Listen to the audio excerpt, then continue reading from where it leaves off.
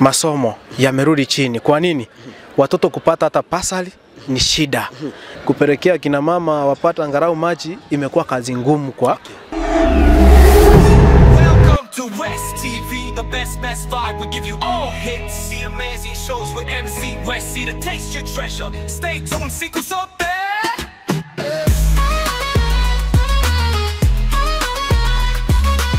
Nasema hivi, siku zote ukitaka kitu, yani unaendea hicho kitu. Yani kwa kizungu tunasema kwamba if you want something you go for it.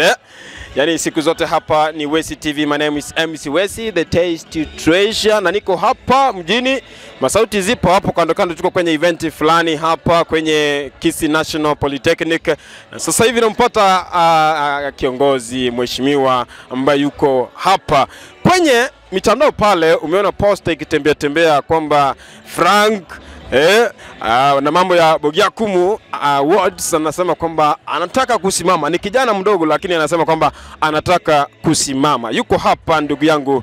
Mambo vipi? Salama sana bwana MC. Enyewe kiongozi ni kiongozi, umepiga luku safi sana, hatari sana. Unajua kabla ufanye jambo lolote you must look smart. Okay. Before uende kwa watu, first watakuangalia unaonekanaje, muonekano wako. Hata kama una kitu jaribu kufaa. So unapiga luku ili kuwa confused. Not confusion, not confusion. It's all about how you present yourself to people. Okay. Yeah, nawaambia kwamba niko ready kuwawakilisha. Okay. Yeah. Maybe hebu confirmia watu ambao wanakutazama. Kuna wale watu ambao wanakutazama pale, akina watu ambao tunasema watu wa ward ile ya Bugyakumu ambao wameona posters zikitembea mtandaoni. Ningependa wakonfirmie kweli kwamba unasimama 2027 na hii kitu ni yako. Mpenzi mtazamaji unayenitazama, kwa majina naitwa Frank Samuel Nyangoto.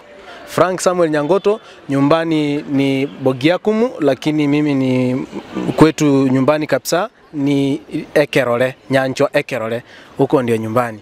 Na hakikishia ya kwamba mwaka wa 2027 niko mpaka ndani. Na niliangalia hakika bwana MC katika ward yetu uongozi ni mbaya sana. Uongozi ni mbaya sana. Maybe ni kitu gani ambacho unaona kwamba ili wakupe nafasi hiyo, ukipata nafasi hiyo, ni kitu gani ambacho kama vitu kama viwili hivi ambavyo unaweza ukashughulikia kwa haraka tu? Number one, katika ward yangu education, masomo yamerudi chini. Kwa nini? Watoto kupata hata pasali ni shida. Lazima wale wenye walifotia, wale wanajulikana ni wa mpunge fulani, ni wa MC fulani ndio wanapewa pasari.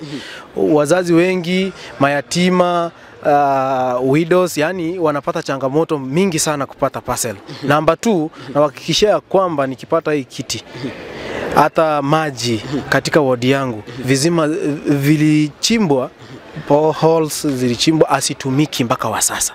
Na kuna viongozi. Nakwambia kwamba nikipata hiyo kiti, nahakikishia akina mama wote wataacha kwenda mtoni kwa sababu ziko, lakini ni kutoa maji mahali hiyo kisima imelimwa, kupelekea akina mama wapata angalau maji imekuwa kazi ngumu kwa watu wengine ambao wamekalizo viti. Na hakika katika wodi yangu ama katika constituency yangu mzima, watu wanatoka ng'ambo Amerika ndio wanakuja kuuliza si kutengeneza, wanakuja wanauliza kura huko.